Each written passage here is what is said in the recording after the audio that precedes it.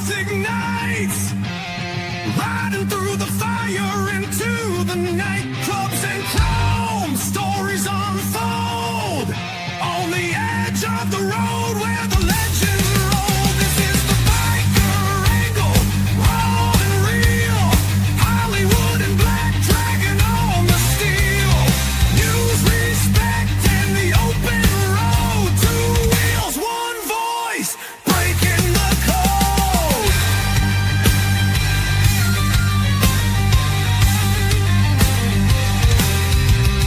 No filters, no BS. Just bikes, brotherhood, and the truth.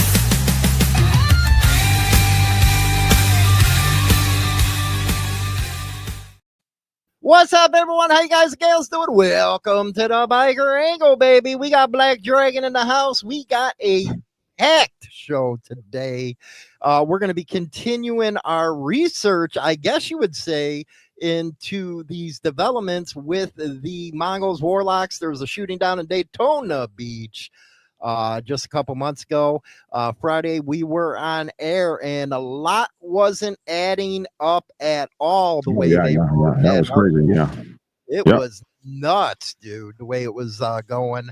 But we're going to ask ourselves a question here. Were the Mongols actually the victims when it came to this? Because we got some information from some of our resources that really opened our eyes onto this one.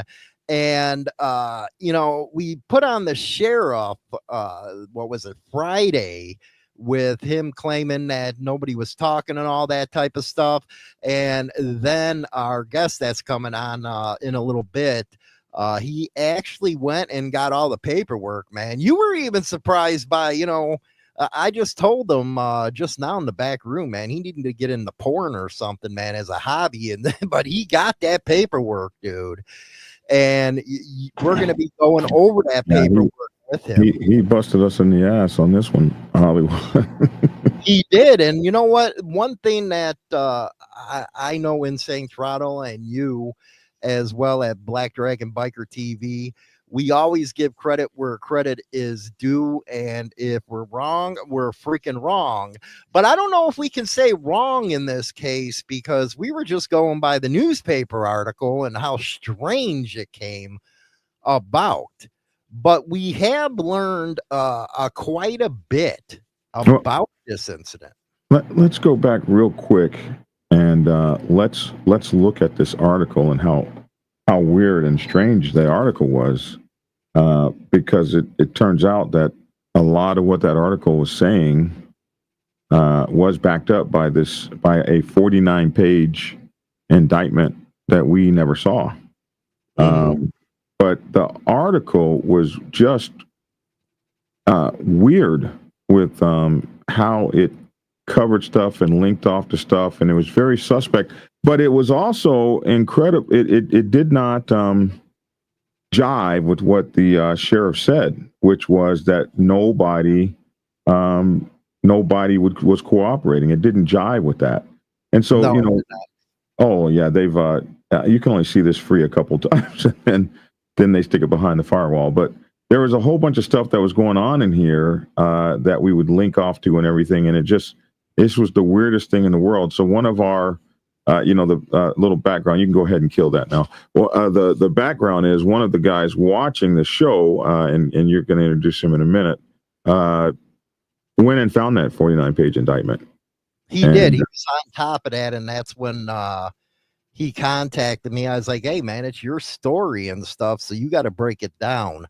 But one thing was interesting that we found out is some of the events that allegedly happened leading to this. And we didn't see any of this in the indictment. Our phone was ringing off the hook, man. And we've heard from sources that are reliable. Very reliable, yeah. That, because there is in here, I think, where they said there was an incident with 3 Mongols before this happened, and we actually found out what that incident was and why it led to some hostility between the clubs. I guess that there was a brother that was lost from the Mongols, and they had it one of those roadside memorials, that we always see, crosses and, in memory of. And allegedly, according to this source, the Mongols caught the warlocks messing with it. So that led to some animosity there. That happened on the side of the road or whatever the case may be. So that is allegedly. So what we try to do is we always try to give both sides of the story. And there are certain folks who just can't come on and give the story. And as with all news media, we have, sources that we don't reveal, but we do check them out, and we make sure that they have authority to speak and stuff like that. And so in the background, we've done that kind of research. And so we're not trying to bring to you BS. Now, but these are the stories that we hear, and we present both sides of the story. You guys determine what side you want to believe or whatever the case may be, but we present as many sides as possible because we think that's fair journalism and fair reporting. That's why a lot of people come to us, man. And we're finding more and more clubs will come to us and say, hey, man, this is what's being put out there, but here are some other things that you might want to look at. So that's how we wind up here. And another thing that we did not find in the indictment that we found out was, at first there was, I believe, 3 or 4 Mongols filling up at the gas station.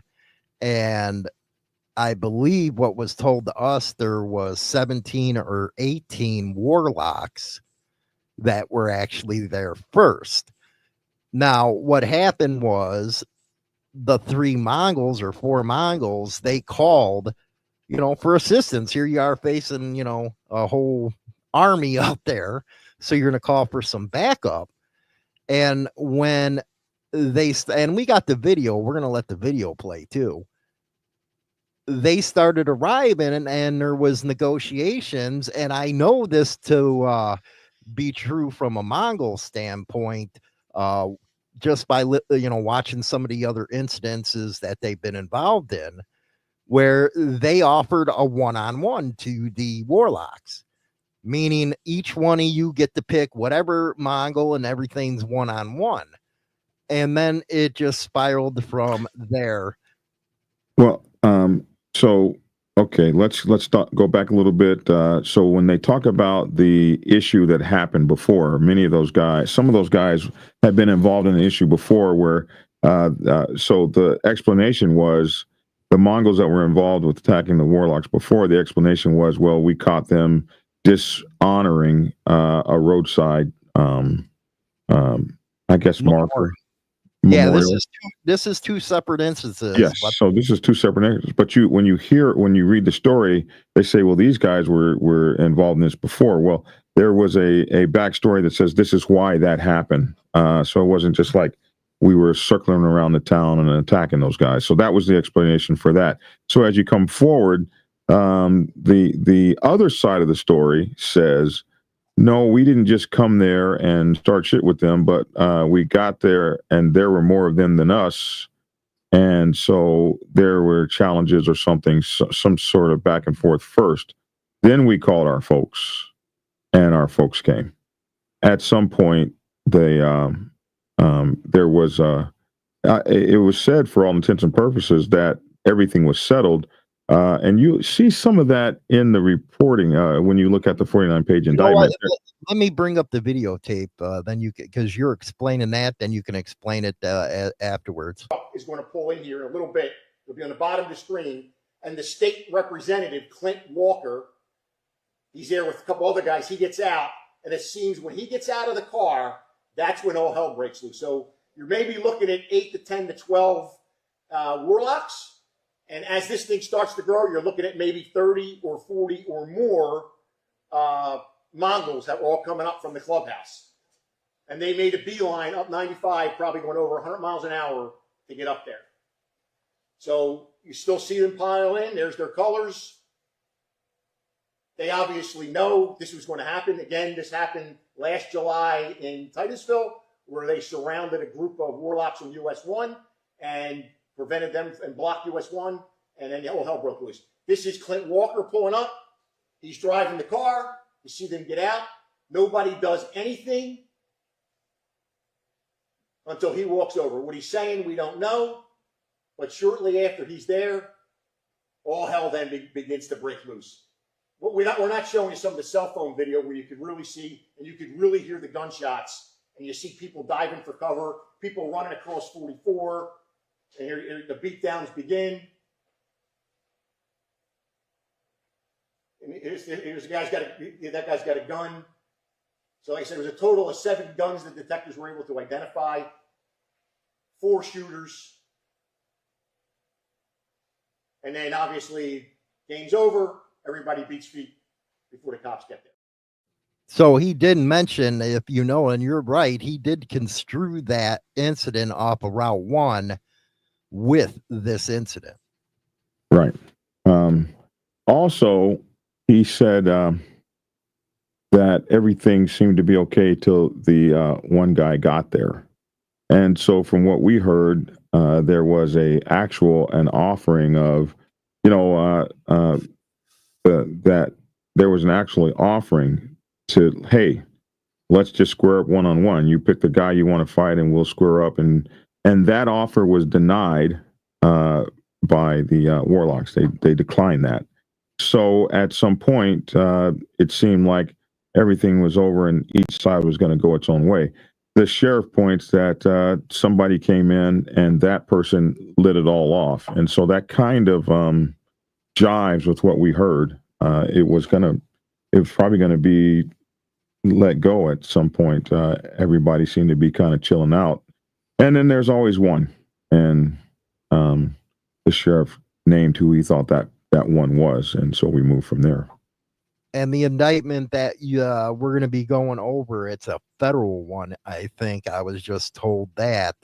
But here's what we kept on going towards when we were told, hey, nobody was cooperating. The difficulty was you had no victim, right?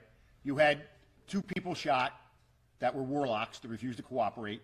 You had people in their cars who their vehicle was shot up, refused to cooperate. All we really had was the cell phone video, and it was tons of cell phone video that people shot on 44, that shot inside of the store parking lot. They shot inside the store and the store video. So, you know what? One thing that is said, man, when you get multiple people all in there, all kinds of different views of an incident comes out, man. No wonder witness testimony ain't reliable. You know what I mean? Well, is it even reliable from the sheriff? That's true. Or anybody in the world. Yeah. I don't believe the sheriff's an honest player, because in the past he sat with FBI agents calling members of clubs terrorists, domestic terrorists. So him out of the way. And I believe what we always say, you got to bring the receipts, you got to bring the paperwork to this type of stuff before there's any accusations out there. And we're going to be doing that in a couple minutes, is going over this paperwork with everybody. That way they can decide, because there is always 2 sides of the story. And I would go back and ask everybody to answer the question at the end of the show, which, by the way, members only. You're going to be able to come in after this and you to ask questions. Everybody's going to be in here. Again, you'll have to be a member to get into the members only deal, so you can join on either channel with that one. But we're going to ask ourselves, were the Mongols the actual victims in this deal, or does the government have such a hard-on for them that they fail to mention exactly what went on in this incident? You got anything else before I bring in Brandon? So it's interesting because where we were reporting a couple of days ago, earlier in the week, our reporting was what the sheriff just said. There were no witnesses. They had to do everything on their own. Nobody cooperated. And so when we saw this article that I just showed at the beginning of the show, where in the article it quoted a warlock as having cooperated with the police to an extent, at least. Yeah, we called that reporter every name in the book. We went through the article and all that sort of stuff, and so we kind of left in a lurch when the guy you're going to introduce came up and said, "No, I found the paperwork and that article is correct." So that leads us to where we are now.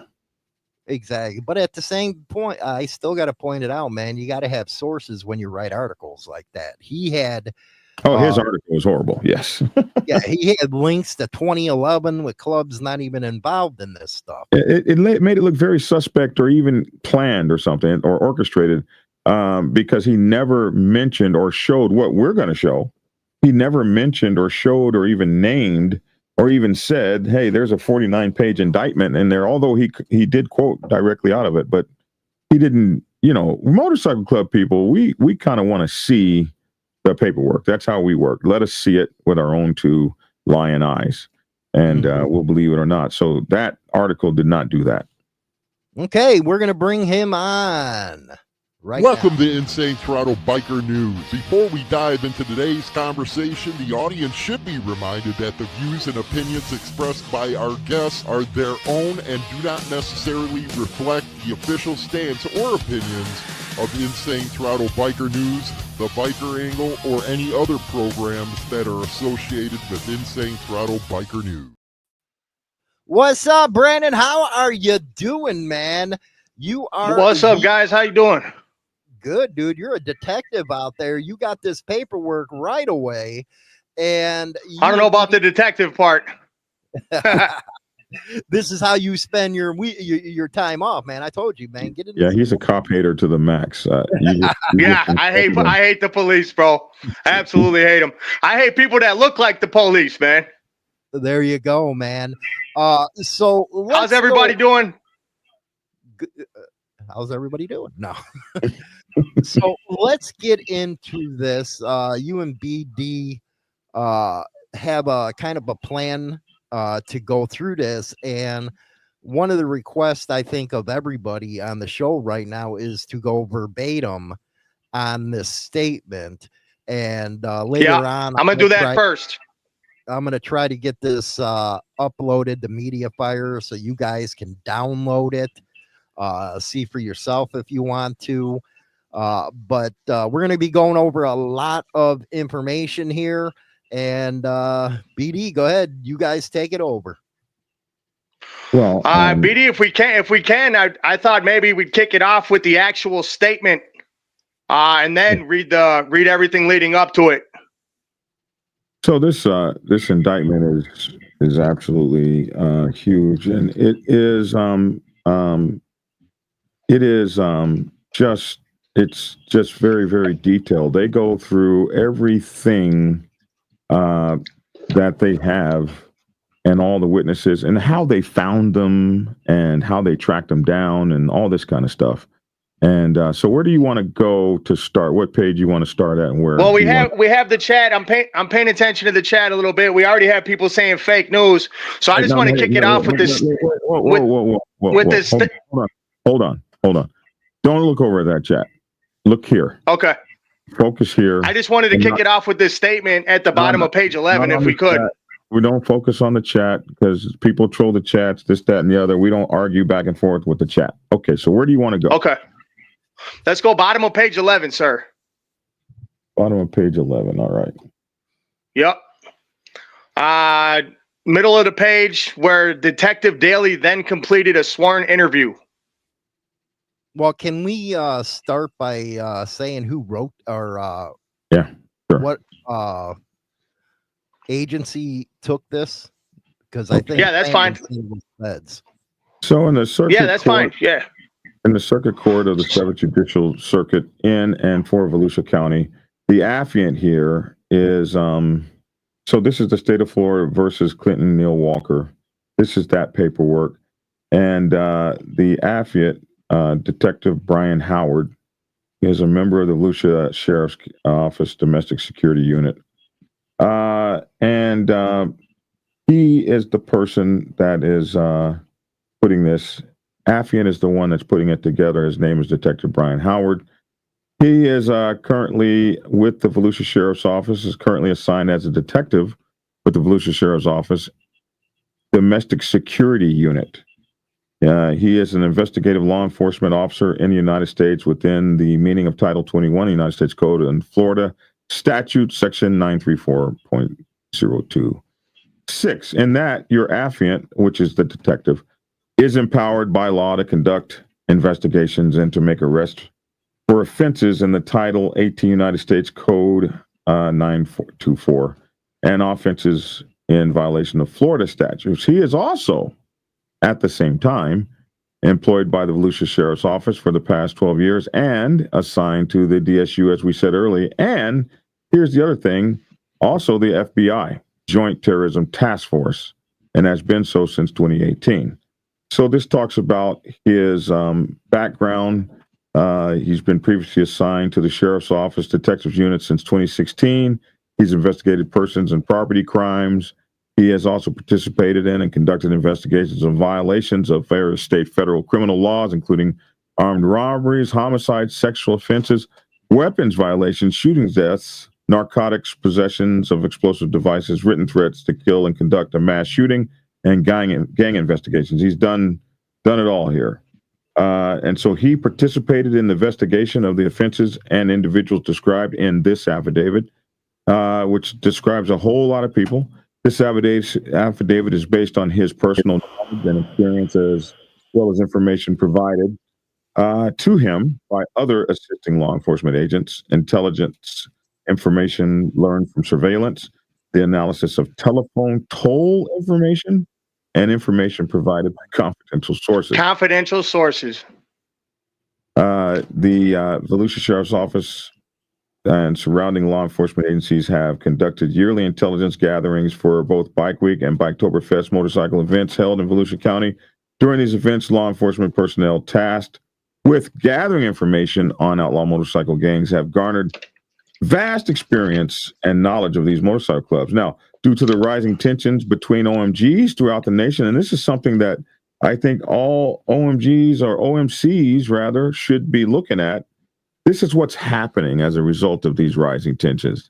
Due to the rising tensions throughout the nation, and we've been covering it from North Carolina to Florida to all the way to California, they list the possibility of injury to both sworn and civilian individuals alike. Law enforcement personnel in Volusia County have then, as a result, have partnered together to create a network to share OMG information on these events that transpire not only in Florida, but across the country.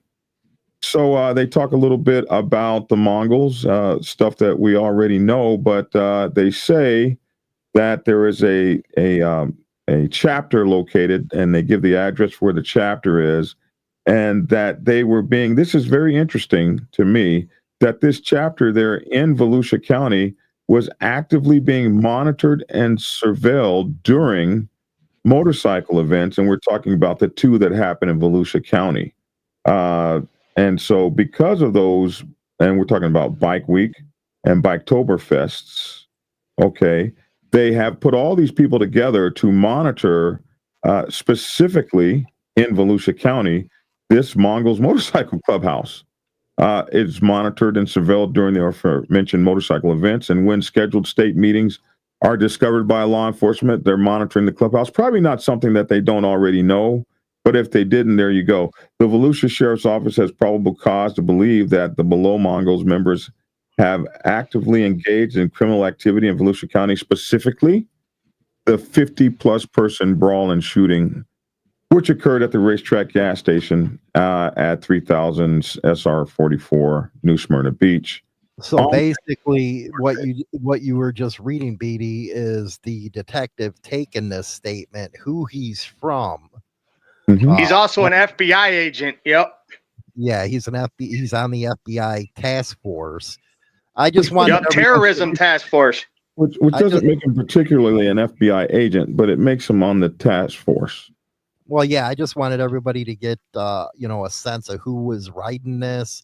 the narrative that you just provided before Brandon goes to where he wants to go with you. Yeah, that's good. However you guys want to do it, I appreciate you having me. So you what I wanted to go ahead, BD. So you wanted to go to page 11. Yeah. And here you go. Yep. I think that's what people want to see. So this is the beginning where Detective Daly then completed a sworn interview. Okay, so go ahead and take it from here. Okay. So Detective Daly then completed a sworn interview with Mr. McDaniel. This is Thomas McDaniel of the Warlocks.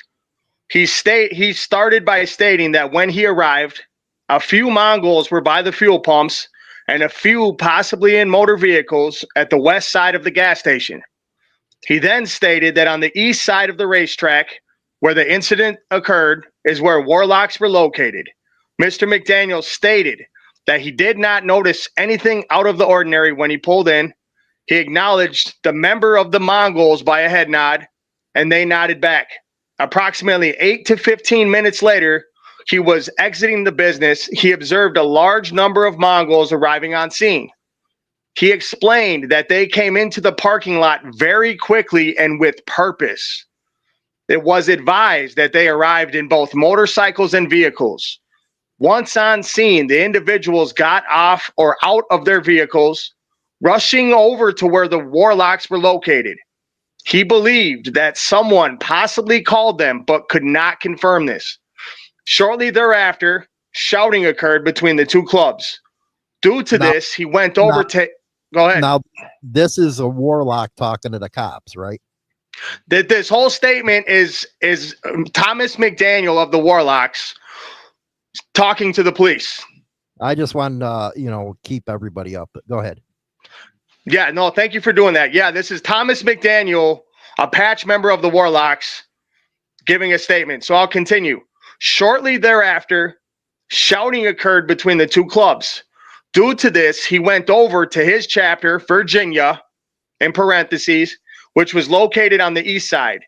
While near his motorcycle, a Mongol member questioned Mr. McDaniel to determine if there were any issues between them. Mr. McDaniel responded and insinuated there were no issues. The shouting then escalated to a physical altercation by other parties. Due to this, the subject Mr. McDaniel was speaking to punched him in the head repeatedly. This is Thomas McDaniel telling the police that a Mongol punched him in the head repeatedly. It was then stated that Mr. McDaniel believed he was struck with an object in the back of the head. While the subject was hitting him, multiple gunshots were heard, and Mr. McDaniel proceeded to take cover behind the trucks that were parked on scene. So this is Thomas McDaniel telling the police he got punched in the head, hit in the back of the head with an object, and hearing gunshots from what he determined were Mongols. Now, Mr. McDaniel, let's go back, Brandon. Now, we seen from the video that none of this was happening until the one guy showed up. So it sounds well, no, I'm asking you, it sounds like a totally different point of view than what really happened, I guess you would say, Black Dragon, or what? Well, did this not all happen before everybody came into the parking lot? So the way that I read it, I see you guys have covered this extensively. Ahead of this, I'm looking at the information that I found on the Volusia County website and their databases. So I've watched a little bit of videos about this, but I haven't seen that side of it the way you guys have. I haven't watched a whole lot of videos. My knowledge is what I've read off this paperwork. All right, go ahead. I just wanted to bring that up. Go ahead. Oh, that's a good question. These are all good questions. So, so this is, again, I'll finish. I just want to reiterate that so far we have Thomas McDaniel making a statement to the police on scene, apparently, that he was punched in the face, hit in the back of the head with what he called an object, and then he heard gunshots coming from what he had already determined to be the Mongols. So after that, I'm going to read on. Mr. McDaniel then looked for his girlfriend, Miss Snow, to determine if she was okay. Once he observed her on the west side of the parking lot, he shouted to her to stay where she was. While speaking with Mr. McDaniel, Detective Daly was able to show him a headshot. This is important. Detective Daly was able to show him a headshot of the suspect who was currently detained. So he's showing Mr. McDaniel a face to see if he can positively identify him as one of the shooters. He stated that the individual shown was on scene. Can you say that and again, arrived? Bill? Yeah, I want good. Thank you for doing that. So this is him. Thomas McDaniel is being shown a picture of what is a suspected shooter in this situation, and Thomas McDaniel positively identifies him. He says he was able to show him a headshot of the suspect who was currently detained. He stated that the individual shown was on scene and arrived in a vehicle. He stated that he could not recall which vehicle. Through the interview, it was determined that the male suspect, Mr. Walker, meaning Thomas McDaniel identified Mr. Walker, was on scene and involved and in the involved group, who he already stated were the Mongols. Mr. McDaniel stated that he was not sure what his exact involvements were. Upon Mr. McDaniel observing Mr. Walker's neck tattoo, he stated that it appears that he is part of the Mongols. And that's verbatim. Yeah, well, what's not verbatim is that he accused him of being a shooter. Doesn't say that here. Okay. I would reiterate that Mr. Walker, he just, okay. I think that's a little bit of a leap. Actually, what he said here was that he wasn't sure what Mr. McDaniel's involvement was in the group, but more that he was there. It doesn't say that he identified him as a Mongol. It said he's looking at his tattoo. He showed his tattoo, and he said it stated that he appears to be part of the Mongols. Okay. I feel as though he alluded to the fact that he was the shooter, but that's okay. Let's read that again verbatim. So, okay. Go ahead. So I'm going to go back up to the part where he's getting hit in the head. While near his motorcycle, a Mongol member questioned Mr. McDaniel to determine if there were any issues between them. Mr. McDaniel responded and insinuated there were no issues. The shouting then escalated to a physical altercation by other parties. Due to this, the subject, Mr. McDaniel, was speaking to punched him in the head repeatedly. It was then stated that Mr. McDaniel believed he was struck with an object in the back of the head. While the subject was hitting him, multiple gunshots were heard, and Mr. McDaniel proceeded to take cover behind the trucks that were parked on scene. Excuse me. Mr. McDaniel then looked for his girlfriend, Miss Snow, to determine if she was okay. Once he observed her on the west side of the parking lot, he shouted to her to stay where she was. While speaking with Mr. McDaniel, Detective Daly was able to show him a headshot of the suspect who was currently detained. He stated that the individual shown was on scene and arrived in a vehicle. He stated that he could not recall which vehicle. Through the interview, it was determined that the male suspect, Mr. Walker, was on scene and involved in the group, or in the involved group. Mr. McDaniel stated that he was not sure what his exact involvements were. Upon Mr. McDaniel observing Mr. Walker's neck tattoo, he stated that it appears that he is part of the Mongols. And it says stated in there? Right here? Yeah, it says stated about 15 times. Go ahead. Yep. No, that's fine. So I thought it was going to be important for everybody watching to see first that this is a gigantic statement made by this individual. And then, BD, did you want to continue to go through the history that they tried to present? Or are we going to skip that? No. Is that okay? So that's what you wanted to reveal there. I wanted to start out with that because I take a large amount of accountability in releasing this kind of stuff, because this kind of stuff does ruin people's lives, and I wanted to make sure that people know that, like, I'm not just over on my page talking about shit or stuff that isn't true. So that's why I wanted to start out with the statement he made and then cover the rest of it. It does say he stated it, so But go ahead. So Yeah, I think it doesn't say that he stated that guy was a shooter.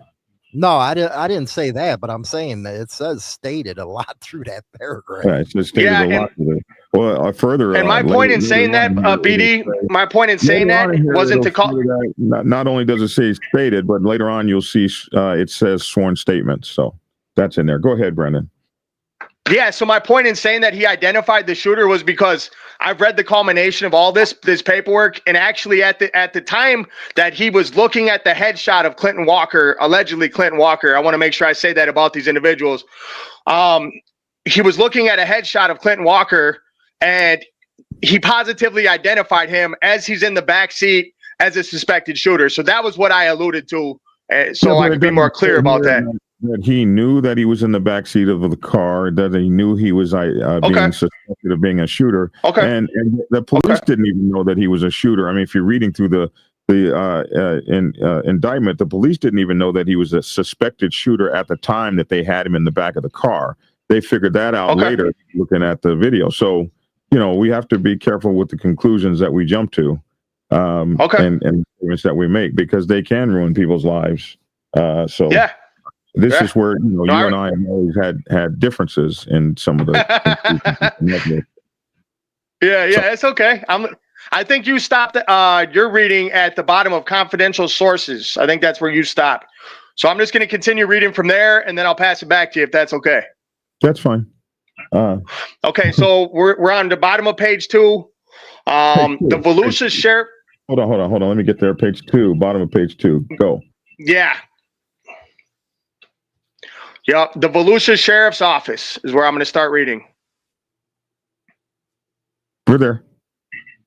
Okay, the Volusia Sheriff's Office, VSO, and surrounding law enforcement agencies have conducted yearly intelligence gatherings for both the Bike Week and Biketoberfest motorcycle events held in and around Volusia County.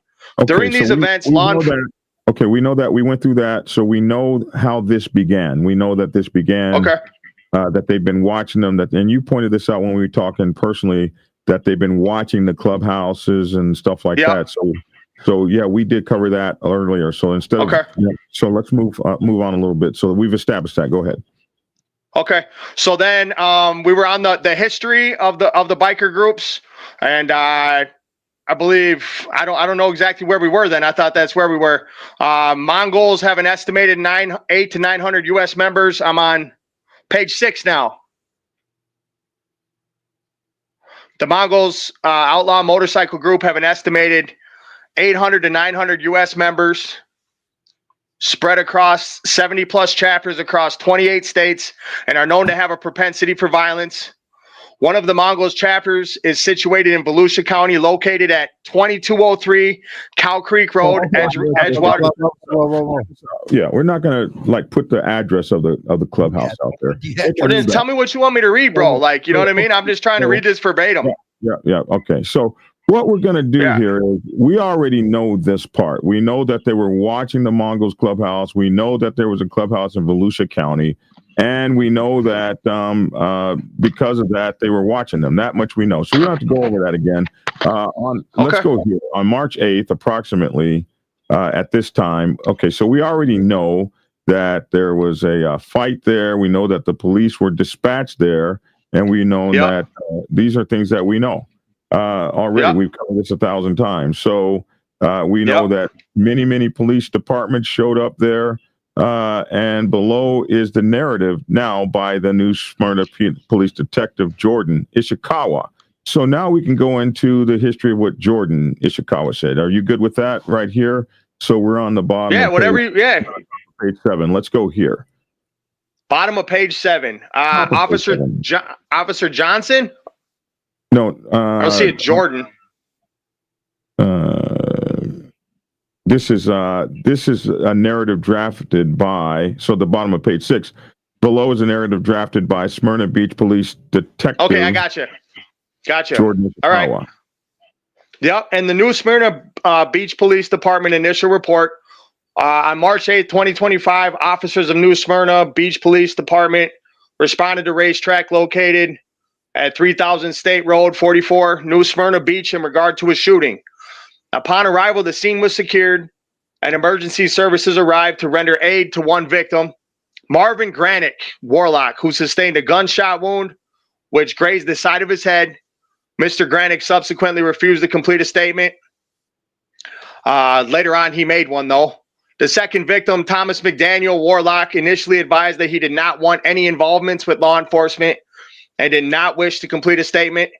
Officer Johnson stated that Mr. McDaniel believes he was hit in the back of the head with nunchucks. Officer Johnson advised that a third victim, James Reynolds, was later found, who stated that his vehicle was shot. He later wrote a statement. Brandon, was that where that newspaper article BD got that from? Okay. Nunchucks? I think so, because I heard nunchucks before. Yeah, we were questioning it like, where the hell did they get this shit from? Where is this coming from? Because this indictment. Yeah, this is I mean, it says nunchucks when the cop is paraphrasing what McDaniel said, but when you're reading the actual statement, he just says a hard. I didn't see him say nunchucks, so I don't know. But Thomas McDaniel initially advised that he did not want any involvements with law enforcement and did not wish to complete a statement, but he made a statement. Officer Johnson stated that Mr. McDaniel believes he was hit in the back. Okay, we already said that. Officer Johnson advised that a third. Hold on, Brandon. Where was his statement made to? The other cop or not, or this cop? So that's not really. Go ahead. Was because there was a statement that you went over. Yeah, let me go down there because these are multiple reports from a bunch of cops that were on scene. So it wasn't this cop. The statement to it was the other one. Hold on, I'm looking. Let me see here. No, it was to this cop. Detective Daly is the one that Mr. McDaniel made the statement to. And so at the top, this isn't Detective Daly. This is Jordan. Whatever. I can't pronounce that. I'm gonna butcher it. Just making. I just want everybody to follow. Is that Ishikawa? Yeah. Go ahead. Go ahead, Brandon. Yeah, I was gonna butcher that. I didn't even want to try. No, so I'm glad you pointed that out. So maybe that's why this guy's saying nunchucks and the actual detective just said a hard object. Maybe that's why there's a discrepancy there. Right.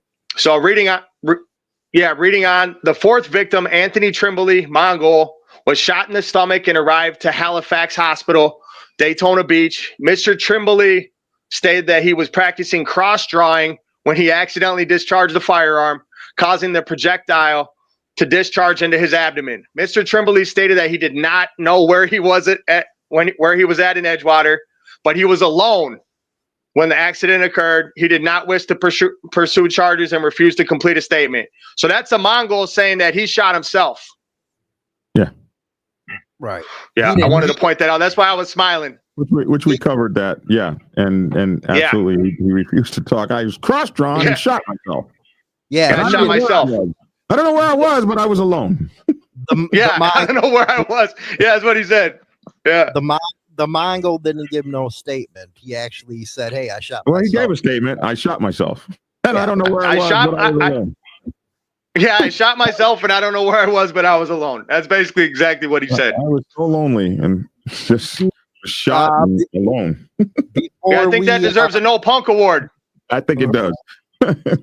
Before we go so on, officer, hold on. We're gonna take a quick intermission.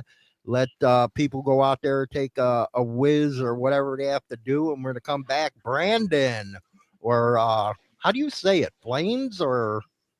So I got a couple things going on. I got Brandon Backus is my name, right? And then Flames Trotter's like my music alias, but it's a nickname that stuck with me too. So whatever.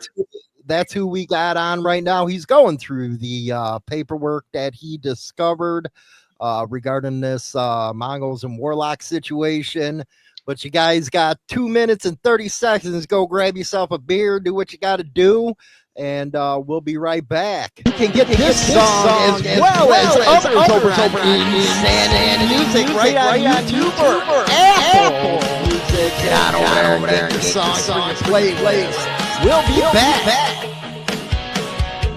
Pouring shots in the neon under smoke and lies, serving dreams to the drifters with nowhere left to fly. My Harley waits outside, she's my ticket to Rome. When the bar shuts down,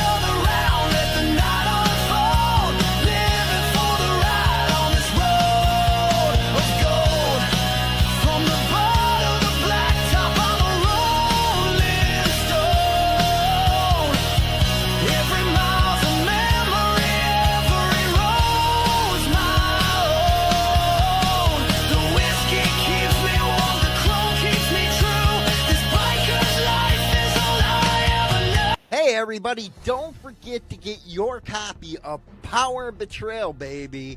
It's available on Amazon right now. It is the latest book, man. My story of outlaw motorcycle club life. It's part of the Betrayal series. You can also get Brotherhood and Betrayal on Amazon. Go get your copy now and support the show. Rock on. Okay, we're back and we're going over the paperwork that Brandon has brought to us, and he's presenting. He's the one who grabbed this after a video that me and Black Dragon did, and a lot of it, an article that we were covering, was pulled from this. And go ahead, Bleedy, it's on you guys. Did you write that song, Hollywood? Yeah, why? That's the song you wrote? Yeah. Okay, I just checking. Yeah, I kind of like the song too. I was jamming to it. Producer and stuff. Go ahead, Hollywood. Rock on. Rock but on. go ahead.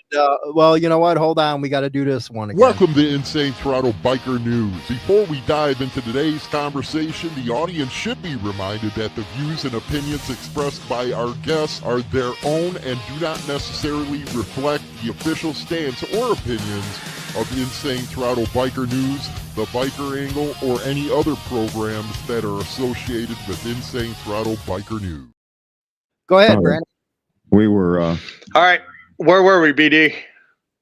So you were at the the victim that said he shot himself and didn't know where he was, and was cross drawing. Not a very good cross drawer, obviously, but yeah, he'll be better next time. Keep going. I don't know, man. Yeah. True gangster right there. Didn't say a word. Yeah, that's why I was smiling. I smile every time I read that. Yeah, you didn't know where he was, but he was by himself. Pow. Okay, so Officer Johnson later spoke with all witnesses who called into dispatch. He stated that two pertinent witnesses are Reed Bosco, Ashley Keene. Mr. Bosco provided one video and 3 photographs as evidence, and Miss Keene provided 1 digital video as evidence. Video one, my light turned out. Video 1, the person recording captures a large disturbance and what appears to be a white male wearing a basketball jersey discharge a firearm. At this time, everyone in the large crowd then disperses. The video then pans over to multiple individuals beating down onto one person. The individuals who were beating the one individual appeared to be part of the Mongols. Multiple rounds were then discharged, and the camera zooms out. Now, people can be seen. There's only 2 known videos on the internet, so they must have other ones too. Oh no, but this is the one that everybody saw. This is the one that got me taken down off of Facebook and got me demonetized for a while. So wow, Facebook, man. Yeah, man, it hurt. Go ahead. People can be seen taking cover behind bushes and continue to disperse. Video 2, go ahead, take over. Video 2, right here. Yeah, video 2, the person recording zooms in on what appears to be multiple members of the Mongols beating down on a singular individual on the ground. Shortly thereafter, 12 to 15 gunshots can be heard. At approximately 13 seconds, a male wearing a white t-shirt, black pants, sunglasses, and bald can be seen brandishing a firearm. He subsequently discharged an unknown number of projectiles. When the firearm discharges, everyone surrounding the area can be seen running away from the location. Traska followed up with the witness, Marshall Knight, who advised his account of the incident. He stated that he was stopped at the intersection of Ocean Gate and State Road 44, facing east when he heard 1 gunshot. This caused him to look where he heard the gunshot come from, racetrack, parking lot in parentheses, and heard a secondary gunshot. He then observed a large crowd of what appeared to be bikers, in quotes, beginning to start running and hide behind items. Mr. Knight then said he observed one male who was stationary, brandishing a firearm, and described him as a white male with a dark biker vest and had a white or yellow t-shirt. He further stated that the suspect had short, dark hair. Mr. Knight stated he observed this same male discharge the firearm at least 3 additional times. Mr. Knight completed a sworn written statement. Mr. Knight stated that he could not. Who's the Knight guy? Is this just a civilian? I think it's a guy driving down the road and seen a disturbance and pulled over and got some stuff on his camera or watched it, whatever they got from him. He was parked on the highway watching this. Okay. That's my take on it. Yeah, it wasn't a member of either club then. No. Okay. No, It's not clear. No, I don't think so. I think this is just some guy driving on the road. Okay. So Mr. Knight stated that he could not identify the male suspect from a lineup. So even the bystander did some gangster a little bit. Officer Johnson stated that Volusia County Deputy Smith assisted in the search for the suspect vehicle. I was notified that the following information was found. Should I read this timeline? No. So we got 9 minutes left. So Let's go to members only. Yeah. So let's do some summarizing here. So you've been through this indictment backward and forward, obviously. This was the timeline. So let's just hit it quickly. You don't have to read it word for word, but hit it quickly as to kind of what happened, what they saw. Can you do that? Oh, yeah, that's fine. Let me go to the timeline. So according to them, I'm going to hit this quickly. They were notified that the information was found 11:37 hours at I-95. The white F-150 can be seen traveling southbound. 11:39 at CR-442. The white F-150 was seen traveling eastbound. I'm going to interpret this as traffic cameras. Yeah. 11:40 hours at CR-442. An unknown motorcycle and the silver Silverado was seen traveling eastbound. Flock camera. So, yeah, that's a traffic camera. At Cow Creek Road provided a hit on a Chevy Silverado. Each one of this tells the kind of camera. So you had the Fusos, you had the Flock. The other thing that I saw a lot of was license plate readers. I guess they have these things stationed all over the damn place, Hollywood. And Brandon, and I wasn't aware of this. They must be everywhere because this is one of the ways they've identified so many of these folks. Even one guy that they found was a shooter. They name a shooter, and he had a mask on. First of all, he didn't put the mask on until after he got there. But when he engaged in shooting, right, and then put the mask on, he ran away from the shooting with the mask on, and it didn't do any good because the camera, some sort of traffic license plate cam, and they must have them everywhere. They got them. That's what I think this Flock is. FLOCK. I believe that's what that is. They use them in Chicago too. Maybe I don't know. Okay, go ahead. Be on the lookout. We'll send out via CAD, which is whatever their communication thing is for the vehicle shortly thereafter. Okay, go ahead. It should be noted here. Here you go, right there. Yeah, it should be noted. I'm not going to mention their clubhouse. Officers of the Edgewater, they can read, just like you said. You were right. This is my first time coming on your show doing this.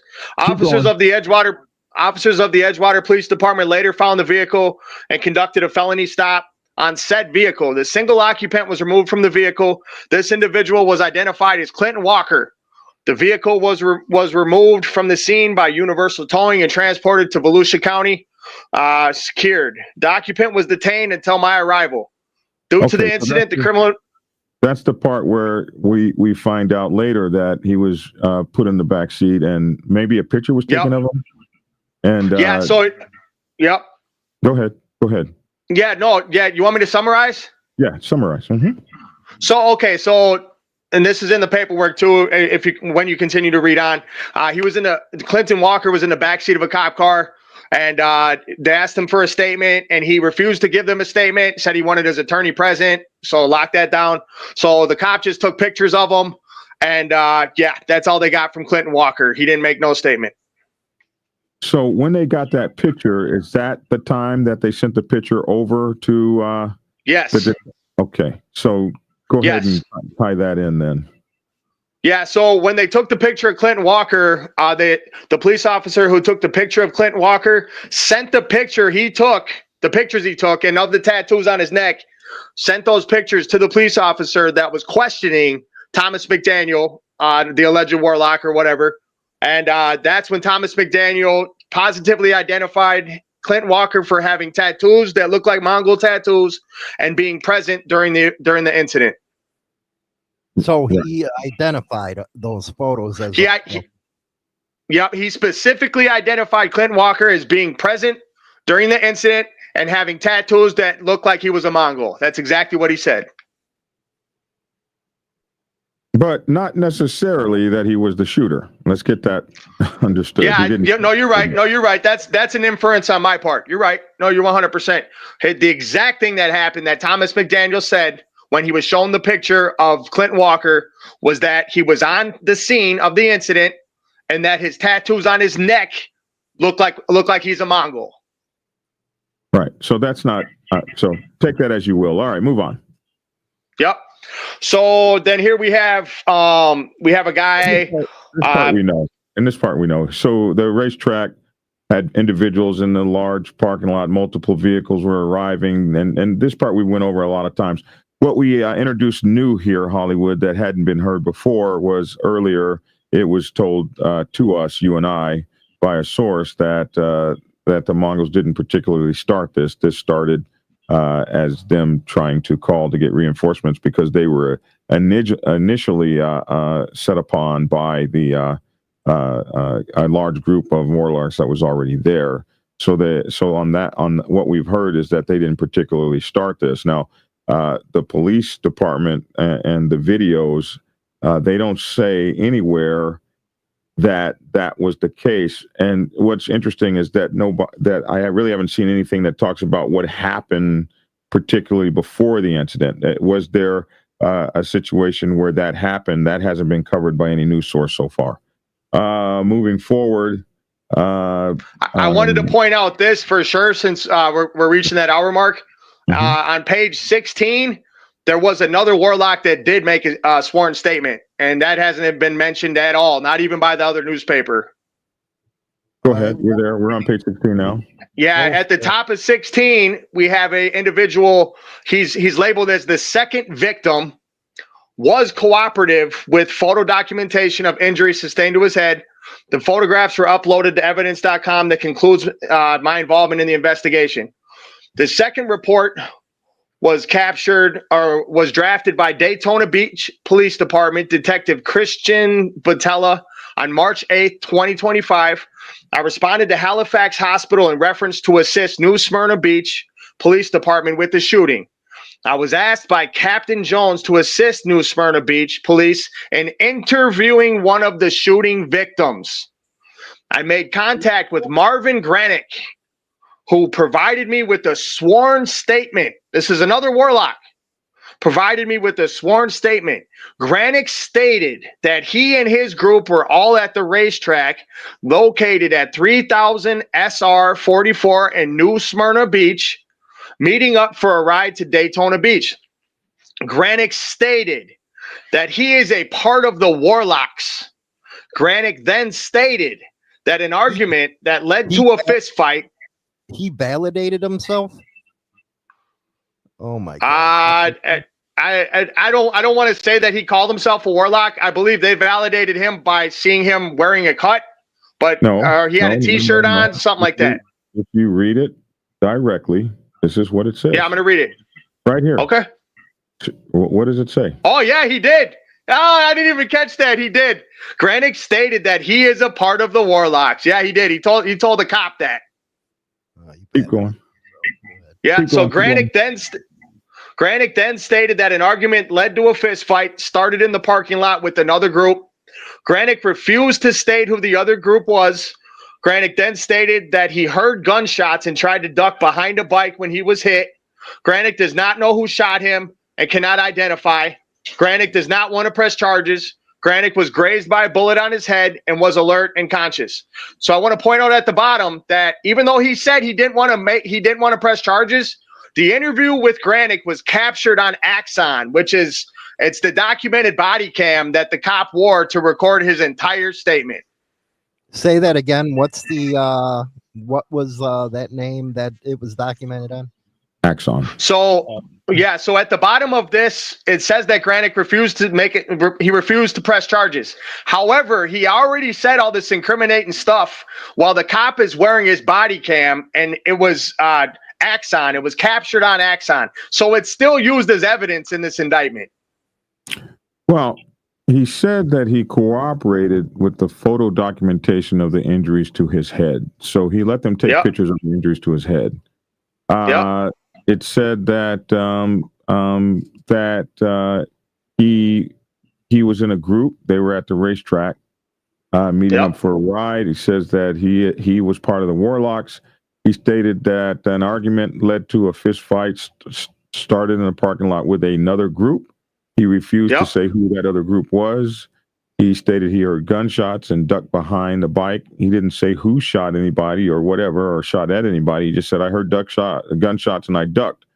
And then I got hit. I was shot. Granick does not know who shot him and cannot or will not identify who shot him. And he did not want to press charges. So he was grazed by a bullet to the head and was alert and conscious. So, you know, I don't know. You and Hollywood see those things a little bit differently than I do. Go ahead. Yeah, no, that was the other major thing I wanted to point out. He told on anyone here, but okay. Well, see, this is where it gets murky for me, Black Dragon. Granite then stated that an argument led to a fist fight started in the parking lot with another group. So there's only two groups there. So if I'm sitting there with my group and I say there was a fight that led to gunshots with another group, I'm inferring that it was them. That's my take on it. Inferring that it was them that what? I don't know who shot the gun. I don't know. All I know is some gunshots came. I jumped behind a bike and I got shot in the head. That's all I know. Well, the problem, BD, and I don't think, a lot of people understand is when a cop starts talking to you, you just give him your name and you want a lawyer. You do not say anything else. That's it. Nothing else. So I just see where, I was surprised that he validated himself as a warlock. That's crazy. Yeah, that's what I did that one video on. Anytime, I never heard of the Axon. I just call them body cams. Mm-hmm. But anything that is being said, anything that's being recorded can be used now against this person in the indictment. Anything in here is going to be used against them now. Yeah, and every single interview, every tiny piece of this is what the federal government, because we know that there's a federal. We could talk semantics. The guy, he works for the state, but then he's also a part of the terrorist, task force with the FBI. But we can't forget, Brandon, this right here, or Black Dragon 2. This is a RICO predicate right here. Yes. They got a predicate for down the line, say 3, 4, 5 years for a total RICO indictment. And we also can't forget, at least on this charge and indictment right here, the way one of the warlocks say it went down compared to, say, what we found out, that they actually outnumbered the Mongols. And then the Mongols came in and they had their talk from what we learned and said one-on-one and all that stuff. And it wasn't until the one person showed up is when everything started kicking off. So we can't, forget that type of stuff when we talk about that. Yeah. And there's another layer to this too, where that gas station is literally only a couple miles away from the alleged clubhouse of, it's all, so to say that that's not a provocative move, I don't know. I don't want to get into that on your show, BD, but to act like you're just an innocent victim when you pulled up right down the street from their clubhouse. Well, that's what we can get into the members only is, what we're thinking and questions like that. I just want to make sure everything here with the statements, some of the questions are raised as far as, what constitutes this or that. The first thing you do, you shut up and get a lawyer in a situation like this. Yes, absolutely. Just shut up is what I say. And, with the one thing with the Mongol, he was gangster as hell, man. I shot myself. know, that's really the way, you know. I was quick drawn, side drawn, and shot myself. Yeah. But you I don't know where I was. And I don't know where I was, but I was alone. You got to give it to the Mongols, man. That's some gangster stuff right there.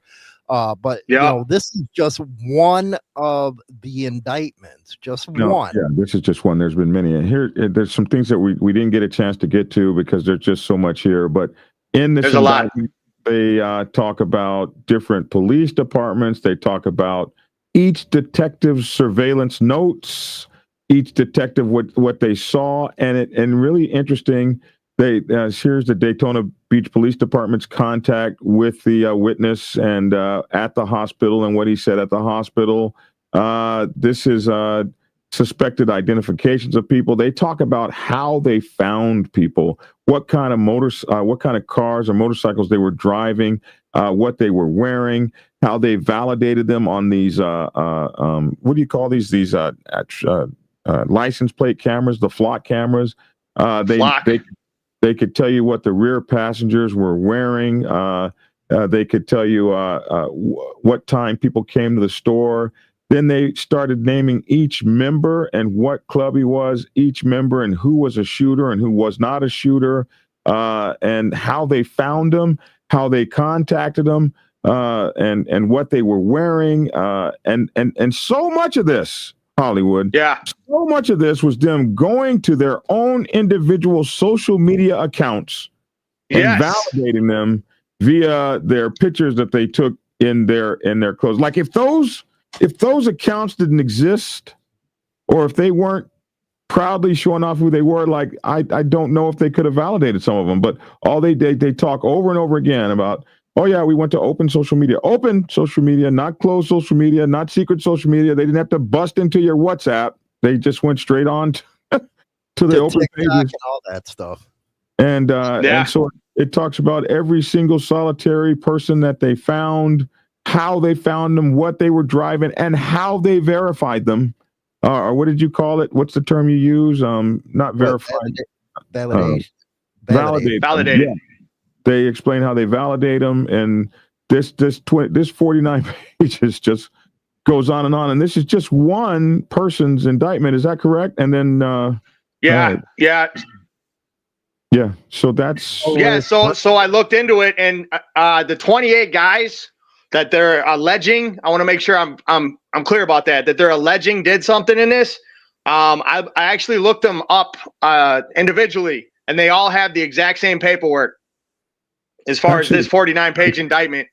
Actually, it's 32 guys now. We have found that it's actually 32 guys that are now arrested. So that's something that we found out. And that's it might grow. It might continue to grow.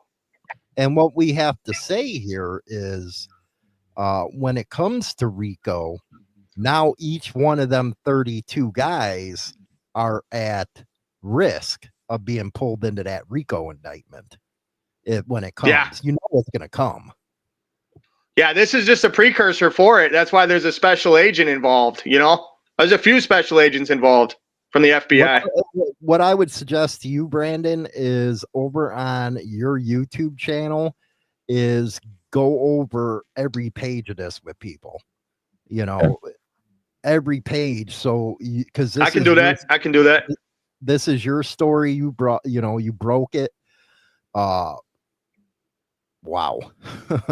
Yeah. So for anyone who's wondering, over on my YouTube is Flames Trotter. There's a few different ones, but it's the one that's the icon, the cartoon of me holding a skull. That is the one that I'm using, and I have a lot of material. I'm going to do exactly what Hollywood asked me to do, and I'm going to break this down over on my page a lot more extensively. Now, Glare 1%er asked, do we know if any of them bonded out? So I've looked into that. I didn't want to allude to that in this episode. We were going to cover that in a different one, I thought. And we'll just leave it at that. Yeah. We'll, cover it on another episode. We're going to go to the members only. Brandon's going to stay with us, and we're going to go more over this with our members. You get to ask us questions, all that good stuff. So if you're not a member, you can join over on Black Dragons or mine. So you should be redirected over to the member only stream as soon as this one ends. If not, you should see it pop it up as soon as we get in there. So everybody, thanks for coming in here. Like I said, man, we provide you with the reporting. You make your own decision right there. We'll see you at the members only stream coming up here in about 3 or 4 minutes. Rock on, baby.